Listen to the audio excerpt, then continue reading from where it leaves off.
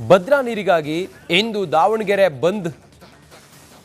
ಬಂದ್ಗೆ ರೈತ ಒಕ್ಕೂಟ ಕರೆಯನ್ನ ಕೊಟ್ಟಿದೆ. ಸರ್ಕಾರದ ನಡೆಯನ್ನ ಖಂಡಿಸಿ ದಾವಣಗೆರೆ ಬಂದ್ ಮಾಡ್ತಾರೆ. ಭದ್ರಾ ನಾಲೆಯಿಂದ ನೀರು ಹರಿಸಬೇಕು ಅಂತ ಹೇಳಿ ಆಗ್ರಹವನ್ನ ಮಾಡಿ ಎಸ್ ಎ ರವೀಂದ್ರನಾಥ್ ನೇತೃತ್ವದಲ್ಲಿ ಇವತ್ತು ಸಂಪೂರ್ಣ ದಾವಣಗೆರೆಯನ್ನ ಬಂದ್ ಮಾಡಿ ಹೋರಾಟವನ್ನ ಮಾಡ್ತಾರೆ. ದಾವಣಗೆರೆ ಬಂದ್ಗೆ ರೈತ ಒಕ್ಕೂಟ ಕರೆ ಕೊಟ್ಟಿದೆ. ಸರ್ಕಾರದ ನಡೆಯನ್ನ ಖಂಡಿಸಿ ದಾವಣಗೆರೆ ಇವತ್ತು ಬಂದ್ ಆಗುತ್ತೆ. ರೈತ ಪರ ಸಂಘಟನೆಗಳು ಈ ಹೋರಾಟಕ್ಕೆ ಕರೆ ಕೊಟ್ಟಿದ್ದಾವೆ.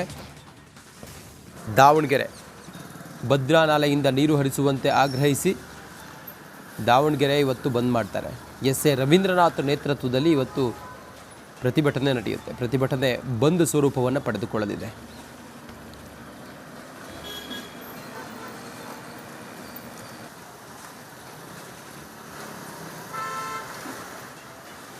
ಭದ್ರಾ ನೀರಿಗಾಗಿ ದಾವಣಗೆರೆಯನ್ನು ಇವತ್ತು ಬಂದ್ ಮಾಡ್ತಾರೆ.